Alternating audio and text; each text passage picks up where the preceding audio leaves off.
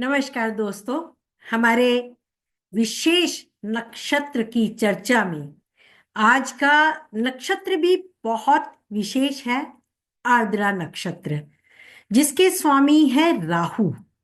राहु जो हमेशा जिस भी ग्रह के साथ हो या जिस ग्रह के स्वामी बन जाए, क्योंकि जिस राशि में राहु बैठेंगे उसी के स्वामी अनुसार वो कार्य करेंगे, वही उसके स्वामी होंगे। तो राहु जो विशेष नक्षत्र है वो अपने स्वामी के अनुसार आपको फल देते हैं। अब आर्द्रा नक्षत्र मिथुन राशि का नक्षत्र है। मिथुन राशि में ही उसके चारों चरण आते हैं और यहाँ पर वह विशेष रूप से उच्च का भी माना गया है। तो आइए आज इस विशेष चर्चा को राहु के विषय में, बहुत ही इंपॉर्टेंट नक्षत्र है ये राहु का, अपने उच्च की, जहां वो मिथुन में अपने आप को उच्च का मानता है, उसमें राहु के होने का फल और आपसे रिलेटेड क्या कार्य वह देता है, दे सकता है, क्या असर डालता है, आज हम देखेंगे। सबसे पहले आर्द्रा का अर्थ जानते हैं। आर्द्रा का अर्थ है नमी, आंसू, ओस की बूंदे या नमी के बादल। बरसने के समय जो नमी होती है, भीषण गर्मी में जो पसीना आता है, वो पसीने की बूंदे या वो नमी के आंसू, ये सब आर्द्रा नक्षत्र की नमी है। ये आंसू आपके मोती के समान भी हो सकते हैं, खुशी के आंसू जो मोती की तरह चमकते हैं। सूर्य का इस नक्षत्र पर जब गोचर आता है मिथुन राशि में, जब सूर्य अपनी संक्रांत करता है, तब गर्मी समाप्ति की ओर होती है और वर्षा ऋतु के आगमन को समय होता है, जो कि नमी के बाद, क्योंकि वर्षा जब होती है नमी के बाद, आंसुओं के बाद आपका मन हल्का होता है, ओस की बूंदें जब हटती हैं तो वो कोमल पत्ते चमक उठते हैं। उसी प्रकार से वर्षा का अर्थ है चारों तरफ हरियाली, खेतों में भरपूर फसल, समाज में खुशहाली। यानी जब आपकी आंखों में आंसू आए, समझ लें कि आपके सही होने का समय आने वाला है। आपकी आंखों की नमी आपके लिए हरियाली लाने वाली है। जब भी किसी इंसान का मन भरता है, वो बहुत आंसू बहाता है, तो आंसू बहाने के बाद मन हल्का हो जाता है और एक नई सोच का जन्म आता है। ये सोच आगे जाके क्या करती है, वो हमारे कुंडली के नक्षत्र के चरण और पद बताते हैं।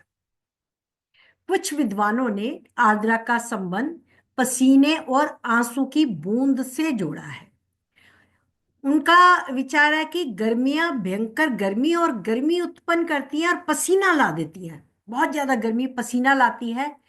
और दूसरी ओर अन्न व जल के अभाव में आम जनता के आंखों में आंसू आते हैं। अब आर्द्रा नक्षत्र है, वो परिवर्तन देता है, परिवर्तन का नक्षत्र है। इसीलिए सभी प्रकार की नमी, ठंडक और गीलापन ही आर्द्रता की शक्ति कहलाता है। जहां भी पसीना आए, थोड़ी देर बाद आपको ठंडक महसूस होती है, वही पसीना आपको ठंडक देने लगता है। तो आंसू अपने साथ दुख बहा कर ले जाता है, मन को संयत करता है, स्थिर करता है। दूसरी ओर सुबह की ओस, वर्षा की बूंदों में पत्तों पर बूंदे या पानी की बूंदे पत्तों को ताजगी देती हैं और सूर्य निकलने पर वो चमक उठती है। तो आर्द्रा का मतलब है जब नमी हो, नमी के बाद आपके जीवन में परिवर्तन आना तय है। खुशहाली आना, परिवर्तन आना या किसी भी प्रकार के परिवर्तन तय है। अब आते हैं आर्द्रा नक्षत्र के चरणों के अनुसार आजीविका के कार्य। आर्द्रा नक्षत्र के सभी चरण, क्योंकि मिथुन राशि में चारों चरण पड़ते हैं, तो इनके सभी चरणों के नवांश बृहस्पति और शनि के क्षेत्र में आते हैं।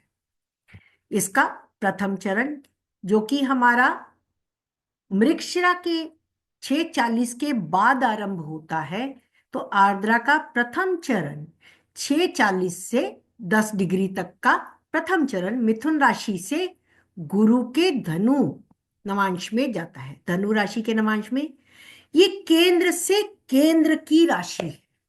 धनु राशि, मिथुन से धनु की राशि का संबंध होने से जातक सुख का लोभी, भौतिक सुख सुविधाओं की इच्छा रखने वाला, क्योंकि धनु नवांश में होने से भौतिक सुख के लिए उदार बुद्धि वाला होता है। जो आज के संदर्भ में देखा जाए, आज के परिवेश में देखा जाए, तो अनुकूल स्थिति कही जाएगी कि हम अपने सुख के बारे में ज्यादा सोचते हैं, भौतिक सुख सुविधाओं के पीछे पड़ते हैं। तो ये इसका चरण जो धनु में जाता है, मिथुन से धनु का सफर देखें तो एक 7 का संबंध है, 1/7 एक्सिस पे आता है, केंद्र का संबंध है, जीवन साथी के साथ पार्टनरशिप का संबंध है, या आपके जो भी पार्टनर बनते हैं, जहां भी ये राशि होती है उसके सामने की राशि आपके पार्टनर होते हैं। और धनु राशि क्योंकि काल पुरुष की पिता की राशि है, तो पिता से लाभ प्राप्त होता है या पिता के साथ व्यवसायिक रिश्ता अधिक होता है। ये भी कह सकते हैं कि पिता से काम निकलवाने में व्यक्ति की लौकिक बुद्धि बहुत चलती है। मिथुन राशि का बुध एकदम से व्यवसायिक बुध है, ये व्यवसाय की राशि है, ये बुद्धि को आगे ले जाने की राशि है, क्योंकि यहाँ का बुध आपको हर प्रकार से बुध दो चीजों से जोड़ता है, क्योंकि मिथुन का सिंबल भी जुड़वा है। तो यहाँ लौकिक और भौतिक और जीव इन सब के बारे में सोचकर ये बुध अपने लाभ की बात करता है, यानी लौकिक सुख, सामाजिक सुख, समाज में रहते हुए अपनी सुख सुविधाओं की बात करता है। दूसरा चरण 10 डिग्री से आगे 13-20 तक चौथे नवांश में शनि के मकर राशि में होता है। ये बुद्धि को गंभीरता देता है, व्यक्ति सोच समझकर कार्य करने वाला होता है। ये चरण व्यक्ति में अशांति, असंतोष अधिक देता है। अधिकतर व्यक्ति स्वयं को दुर्भाग्यशाली भी मान सकते हैं, क्योंकि ये कर्म का नवांश है, शनि के कर्म की राशि का। तो शनि तो आपको कठोर कार्य करवाकर ही रिजल्ट देता है, यानी पहले आंसू आते हैं, फिर उन आंसुओं को वो कर्म के अनुसार पोंछ के आपको रिजल्ट देता है। मंगल और शनि इस नवांश में प्रगति देते हैं, क्योंकि मंगल इस नवांश में उच्च का होता है और व्यक्ति को कर्म प्रधान बनाता है। ऐसे ही शनि भी आपको कहता है कर्म किए जा, फल की इच्छा मत कर, यानी जैसे कर्म करोगे वैसा ही फल। यहाँ पे मकर नवांश में होते हुए वो ग्रह जो आपके आर्द्रा के चौथे नवांश दूसरे चरण में होगा, उसके फल आपको मकर के अनुसार मिलेंगे। मकर राशि नवांश में कहाँ है ये अवश्य देखिएगा। तीसरा चरण ये 13 डिग्री 20 मिनट से 26:40 तक का है, मिथुन राशि से 5वां नवांश है, जो शनि के कुंभ राशि में जाता है। यहां बुध तर्क, ज्ञान, चिंतन से विश्लेषण कराता है। शनि और बुध का संबंध गहन चिंतन देता है। ये व्यक्ति का लौकिक सुख से मोह भंग करता है, मन में एक बेचैनी और तूफान सा उठाता है। व्यक्ति लौकिक सुख की उपयोगिता पर प्रश्न चिन्ह सा लगाता हुआ दिखता है, जैसे कि ये किसके लिए है, क्यों है, मैं यहाँ क्यों हूं, मैं किस लिए आया हूं। इस प्रकार के जो चिंतन है व्यक्ति के मन में, चिंतन, मनन और विचार, उन विचारों का मंथन बहुत उच्च का होता है। व्यक्ति कभी स्वयं के बोध से आगे बढ़ता है। यह बोध आध्यात्मिक या कर्म के प्रति चिंतन देकर कर्म के लिए आगे बढ़ाता है। यानी आप जो आध्यात्मिक चिंतन भी करते हैं, कर्म के लिए भी जो चिंतन करते हैं या अपने लिए भी सोचते हैं, तो उस मंथन के बाद आप आगे बढ़ते हैं कि मुझे क्या करना चाहिए। इस पद में जो तीसरा चरण है, तीसरे पद में स्थित ग्रह, जो भी ग्रह होगा वो व्यक्ति में उत्साह देकर आत्मबल से आगे बढ़ने की प्रेरणा देता है। यह व्यक्ति को आत्मबल से आगे बढ़ाता है। इस चरण का मैं बहुत बढ़िया उदाहरण आपको दूंगी कुंडली में। अब आगे आते हैं चतुर्थ चरण पे। ये चतुर्थ चरण 2640 से 640 तक छठे नवांश में होता है और मीन राशि में जाता है। यह राशि आर्द्रा नक्षत्र की जो मिथुन का राशि चतुर्थ चरण पुष्कर नवांश में होता है। मीन राशि जो मिथुन से मीन में आर्द्रा नक्षत्र का चौथा चरण, ये पुष्कर नवांश में जाके जो भी ग्रह इस पुष्कर नवांश में होगा उसके कारकत्व को कई गुना वृद्धि कर देगा। ये आर्द्रा नक्षत्र मिथुन राशि का चरण, चतुर्थ चरण पुष्कर नवांश, ये हमेशा याद रखिए। आर्द्रा का चौथा चरण पुष्कर नवांश में जाता है। तो ये व्यक्ति को करुणामयी, संवेदनशील, दीन दुखियों का सहायक और स्वयं को समाज का अंग मानकर समाज के प्रति कुछ करने को प्रेरित रहता है। ऐसे व्यक्ति को लगता है कि मुझे समाज को कुछ देना है, उनके लिए कुछ करना है, मुझे दीन दुखियों की सहायता करनी है। क्योंकि ये मीन राशि का स्वामी गुरु है और राहु जब गुरु के साथ मिलता है तो ज्ञान का इतना प्रचार प्रसार करता है। राहु ज्ञान में सबसे अग्रणी है। क्यों, इसके बारे में भी बात करूंगी।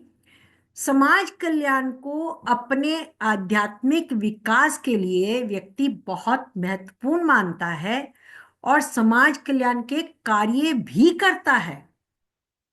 इस नक्षत्र के चतुर्थ चरण में जो कोई भी ग्रह स्थित हो या युति में हो या वो व्यक्ति, वो चरण उस राशि का स्वामी के साथ हो, वो व्यक्ति जीवन में प्रगति, उन्नति और लाभ के साथ यश को भी पाता है।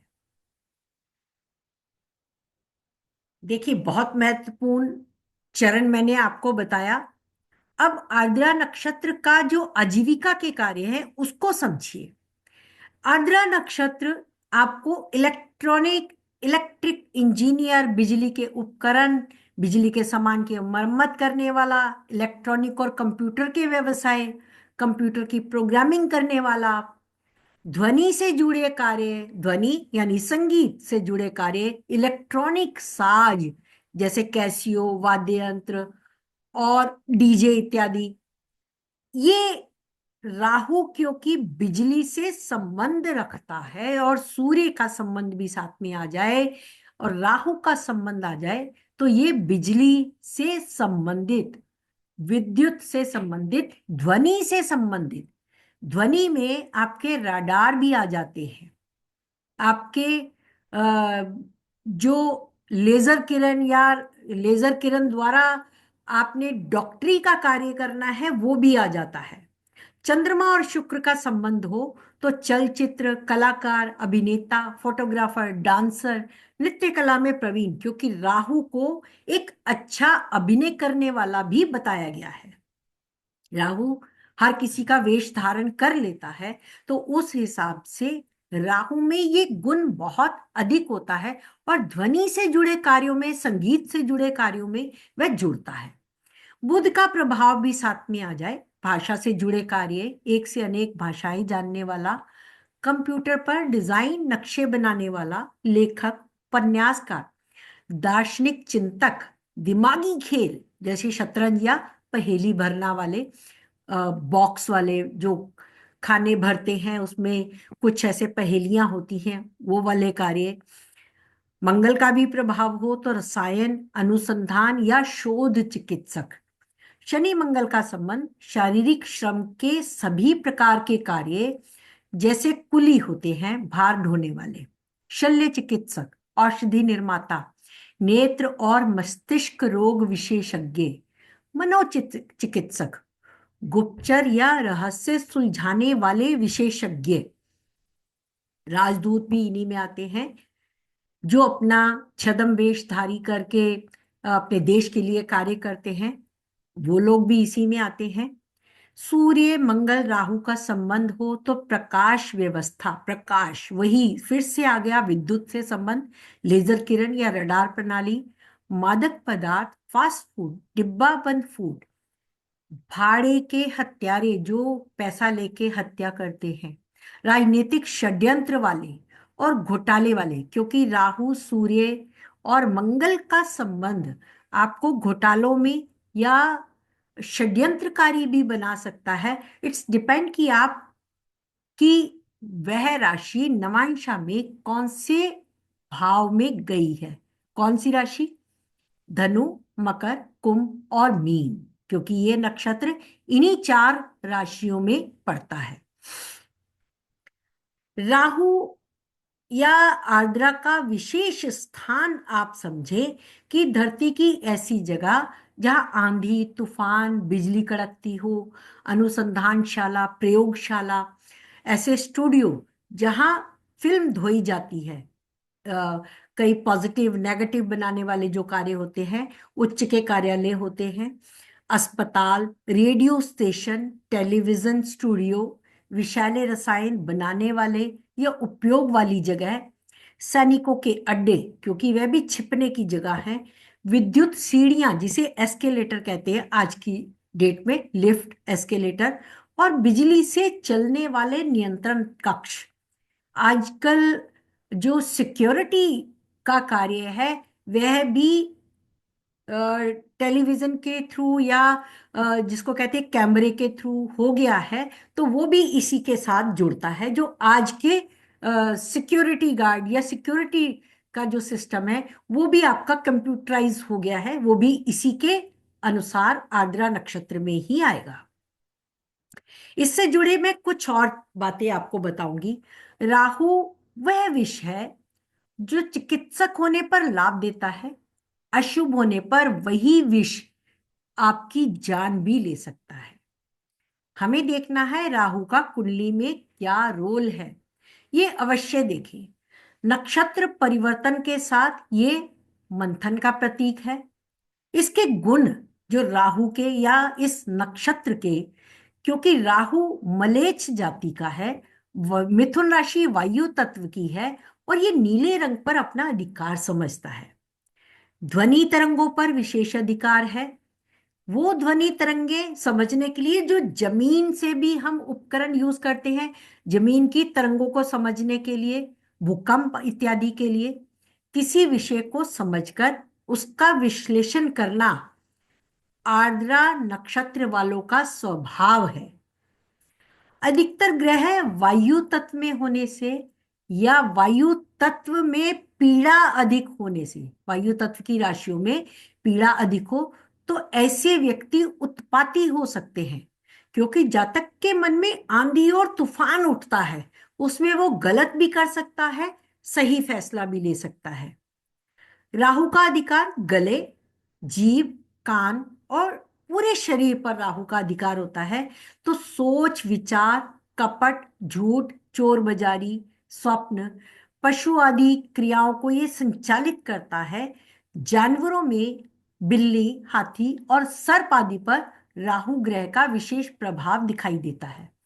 जब आर्द्रा नक्षत्र की दशा चल रही हो या किसी भी राहु की दशा हो तो उसे स्वप्न में बिल्ली, हाथी, सर्प या विशेष जानवर स्वप्न में दिखाई देते हैं।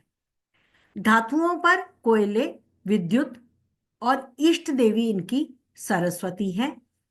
राहु का वैदिक साहित्य में विशेष स्थान है, क्योंकि इसे विष कहा गया है। ये विष जो भगवान शिव के कंठ में निवास करते हैं, इसीलिए शिव को नीलकंठ कहते हैं, क्योंकि राहु को नीले रंग पसंद है। और इनके जो इष्ट देव भगवान रुद्र है, और भगवान रुद्र आकाश की ओर उठा बाण, ये आप चित्र देखें, आकाश की ओर जैसे भगवान ने अपना बाण उठाया हुआ है, जैसे जीव को धरती से ऊपर उठाकर ईश्वर की ओर आगे बढ़ने का संकेत है कि आप आध्यात्मिक की तरफ बढ़ के अपने आप को ऊपर उठाओ और समाज के लिए कुछ करो। आद्रा को मंत्र शक्ति या निरंतर प्रयास से प्रगति और परिवर्तन का कारक ग्रह माना गया है, ये हम पहले भी मैंने बताया। आर्द्रा नक्षत्र स्वामी पीड़ित होने पर आप भगवान शिव की आराधना करें और उनके पंचाक्षरी स्तोत्र का जाप करें, और ओम नमः शिवाय का जाप करने से आर्द्रा नक्षत्र के दोषों का निवारण हो जाता है। अब एक विशेष कुंडली में आज लेकर आई हूं अपने गुरु श्री वीपी गोयल जी की। आप देखिए, उनका राहु आर्द्रा नक्षत्र का है, लग्न आर्द्रा नक्षत्र का है, शनि आर्द्रा नक्षत्र का है। ये उन्हें मिथुन राशि में बैठकर और मिथुन के स्वामी बुध के ऊपर शनि की दृष्टि ने मेरे गुरु जी को बहुत गहन चिंतक बनाया। नवांश में इस राहु को देखें, कि मैं राहु को देखें की बात इसलिए कर रही हूं क्योंकि राहु इस वक्त दशा में है। दशा में इस वक्त जो भी चल रहा है उसके नक्षत्र को देखें, तो राहु का नक्षत्र दशा में है और राहु पुष्कर नवांश में है। पुष्कर नवांश में बैठकर अपने स्वामी गुरु से दृष्ट हैं। यहां पर शनि और बुध का संबंध देखें, जो आर्द्रा नक्षत्र में शनि थे वो कुंभ के नवांश में जाके बुध भी वहां कुंभ के नवांश में आ गए, तो इन्हें राहु की दशा में इतना ज्यादा चिंतक बना दिया समाज के कल्याण के लिए। 2012 से आप देखें उनके वीडियोस कितने अधिक उन्होंने आपके लिए निकाले हैं, स्टूडेंट्स के लिए निकाले हैं, कितनों के स्टूडेंट्स की नैया पार कर दी है। अपनी किताबों के जरिए सरल ज्योतिष जो उन्होंने एक सीरीज चला दी, जब से राहु की दशा, राहु में आगे गुरु की दशा, यहां से जो सीरीज का लिखने का सिलसिला उनका शुरू हुआ है, जो अभी तक चल रहा है। तो ये राहु के नक्षत्र ने पुष्कर नवांश में होके गुरु से, नवांश स्वामी अपने गुरु से भी दृष्ट है, उसमें होके इन्हें कितना गहरा चिंतन और समाज कल्याण के लिए जो ये वीडियोस दे रहे हैं, जो फ्री का ज्ञान दे रहे हैं स्टूडेंट्स को, और मेरे जैसे कितने ही स्टूडेंट्स का उन्होंने कल्याण कर दिया है। मैं कहती हूं मेरे से ज्यादा अनेक स्टूडेंट हैं जो शायद कहते भी नहीं होंगे, लेकिन ये सर अपने मुंह से कभी नहीं कहते, जो उन्होंने कितने लोगों का कल्याण किया, बुक्स लिखकर, बुक्स की कीमत इतनी कम रखकर, और साथ ही अपने वीडियोस में फ्री का ज्ञान देकर। एक और चार्ट जो मैंने बोला था, विशेष चार्ट बाबू जगजीवन राम जी का, इनका भी राहु आर्द्रा नक्षत्र का है। ये कुंभ के नवांश में है मंगल और शुक्र के साथ। तो मैंने बोला था ये व्यक्ति को गहन चिंतन देता है। ये कहता है कि मैं क्यों हूं, समाज में किस लिए हूं। तो बाबू जगजीवन राम जी ने जो लो लेवल क्लास के लिए, कि इसके लिए स्पेशल उन्होंने एक चलाया, अपना एक मुहिम चलाया, और शेड्यूल कास्ट के लिए उन्होंने बिहार में ये कितना बड़ा काम किया। इनके नाम से आज एक अस्पताल, कितने अस्पताल, कितने जन सेवा कल्याण के कार्य खुले हुए हैं। तो इनका भी राहु का नक्षत्र उच्च का होकर कुंभ के नवांश में जाकर 12th हाउस में इनसे जन कल्याण के कार्य करवा रहा है। शनि इनका राहु के उत्तरा भाद्रपद सॉरी नक्षत्र में है, जो बुध की ही कन्या राशि में है। किंतु राहु मंगल के साथ होकर इन्हें अति उत्साह के साथ शुक्र के साथ होकर जन कल्याण के कार्यों के लिए इन्हें आगे ले गया। तो मित्रों, आप भी देखिए आपकी कुंडली में राहु किस नक्षत्र में है और आपके नक्षत्र की बारी कब आती है। तो मिलते हैं बहुत जल्द। मुझे बहुत खुशी है, मुझे पर्सनल पर आपके सुझाव मिल रहे हैं, आप चाहते हैं मैं इस सीरीज को चलाऊं। आपका बहुत बहुत शुक्रिया। आप जिस भी पर्सन के जो नक्षत्र के गुण देखना चाहते हैं आप मुझे भेजिए, मैं अब उस नक्षत्र की बारी आने पर आपके चार्ट को अवश्य शामिल करूंगी। Thank you so much. आप भी अपना ध्यान रखिए और देखिए बिजली से जुड़ने वाले कार्यों में राहु आपका साथ कहाँ देता है। Thank you so much.